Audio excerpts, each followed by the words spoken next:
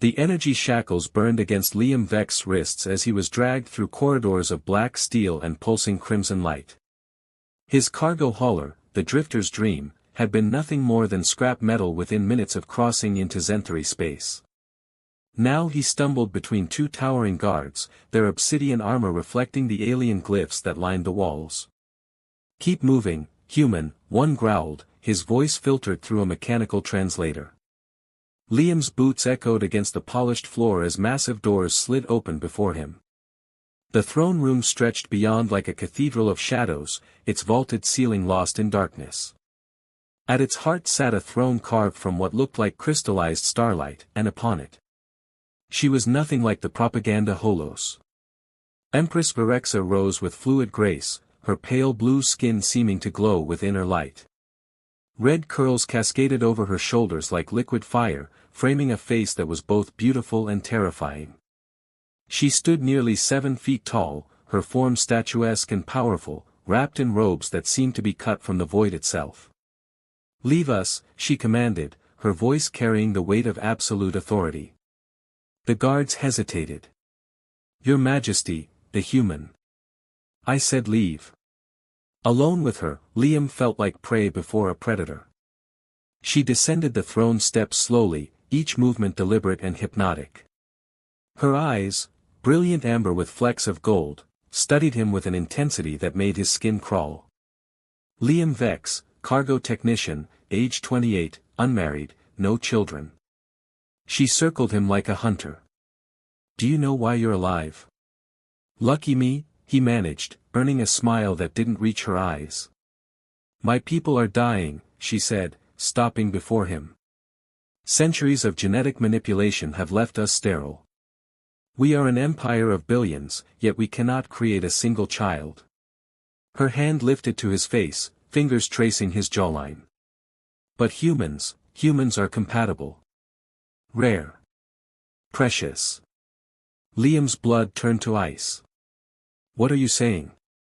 "I'm offering you a choice." Her thumb brushed his lower lip. "Become my consort. Share my bed, my empire, and your genetics.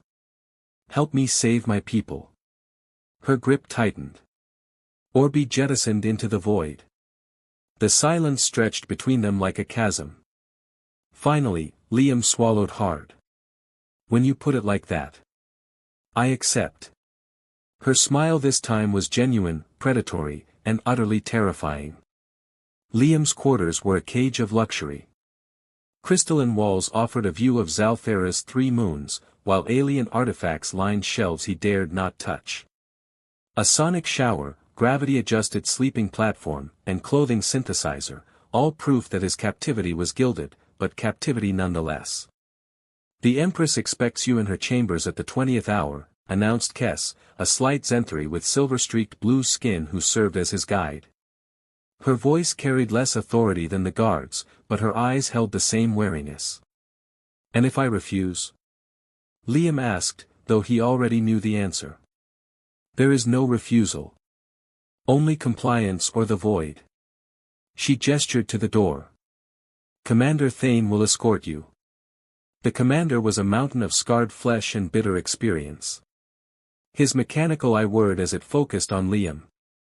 "Try to run, human, and I'll personally space you before the Empress can object." The walk through the palace felt like a funeral march. Servants and nobles paused in their activities to stare at the human who had somehow captured their Empress's attention. Their whispers followed him like shadows. Virex's chambers were a study in contrasts, delicate crystalline flowers beside weapons of war, soft silks draped over chairs carved from meteoric stone. She stood on a balcony overlooking the capital, her silhouette outlined against the city's glow. "You came," she said without turning. "Did I have a choice?" "There is always a choice." She faced him, and for a moment, her mask of imperial authority slipped. "Remove your shirt." Heat flooded Liam's cheeks. "Look, I agreed to this, but I need to see if you're healthy. Unharmed." Her voice softened. "My people, they can be rough with prisoners." Reluctantly, Liam complied. Her fingers traced the bruises on his ribs, the cuts on his shoulders, with surprising gentleness. When she looked up, her amber eyes held something he hadn't expected, concern. "You're afraid of me," she observed. "Terrified," he admitted. "Good. Fear keeps you alive." She stepped closer, her hand resting on his chest. "But fear alone won't save my people. What do you want from me, really?" For a long moment, she didn't answer. Then, with movements that seemed to surprise even her, she pressed her forehead against his shoulder. "I want hope," she whispered. "I want tomorrow." In that moment, Liam realized the terrible truth: the most powerful woman in the galaxy was as trapped as he was. 3 weeks had passed since Liam's arrival, and the palace had become a maze of political intrigue he barely understood. Nobles whispered in corners, their eyes following him with mixtures of curiosity and contempt. But tonight, none of that mattered. Virexa stood before him in her private chambers, vulnerability replacing her usual imperial composure. Gone were the ceremonial robes and crown, she wore only a simple shift that highlighted the elegant lines of her alien form. "The council questions my choice," she said, her voice barely above a whisper. "They say I'm weakening the empire for sentiment. Are you?" Liam asked, stepping closer. "I don't know anymore." She turned away, but he caught her hand. "Tell me about her," he said. "The woman behind the crown." Her laugh was bitter.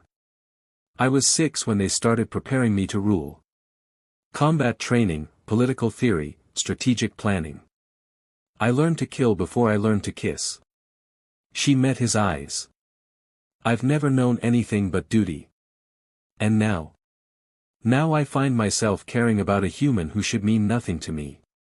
Her fingers intertwined with his. "It's terrifying." The distance between them vanished. When their lips met, it was with a desperation that surprised them both.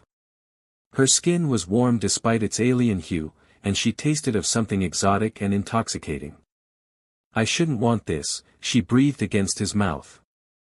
"Neither should I," he replied, his hands finding the fastenings of her shift. What followed was a dance of discovery. Every touch was both foreign and familiar, every kiss a bridge between two worlds.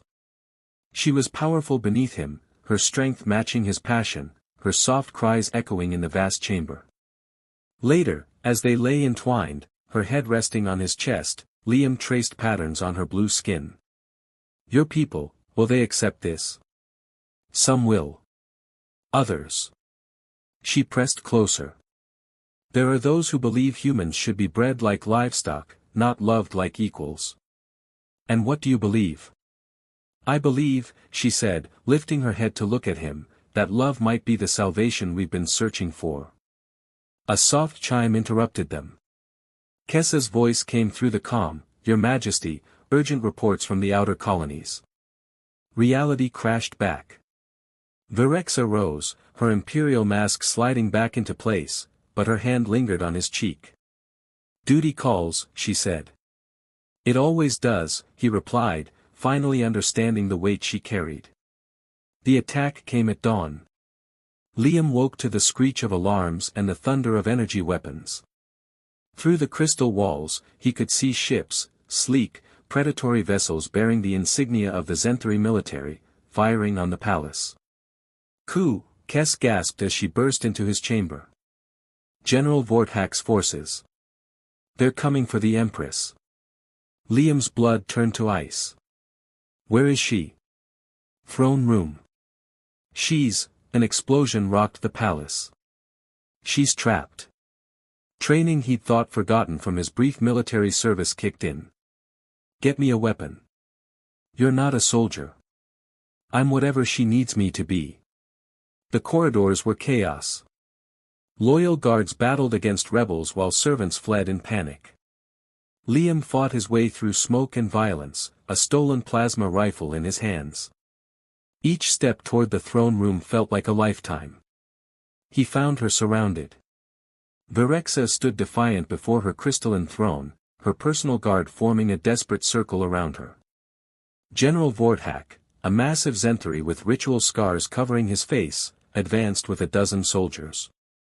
"Your reign ends today, Empress," Vorthak snarled. "No more human corruption. No more weakness." "The only weakness here is your lack of vision," she replied, her voice steady despite the odds. Liam moved like lightning. The first rebel fell to his rifle, the second to a blade he'd pulled from a fallen guard. He fought with the fury of a man protecting everything he'd come to love, carving through enemies to reach her side. "You came," she breathed as he pressed his back to hers. "Did you think I wouldn't?" Together, they were magnificent. Her combat training and his desperate determination created a whirlwind of violence that pushed back the rebels. When reinforcements arrived, loyal troops led by Commander Thane, the coup crumbled. Vorthak lay dying, his blood pooling on the throne room floor. "This changes nothing," he gasped. "The Empire will never accept a human consort." "Then the Empire will learn," Berexa said coldly. Later, in the medical bay, she tended to his wounds with her own hands.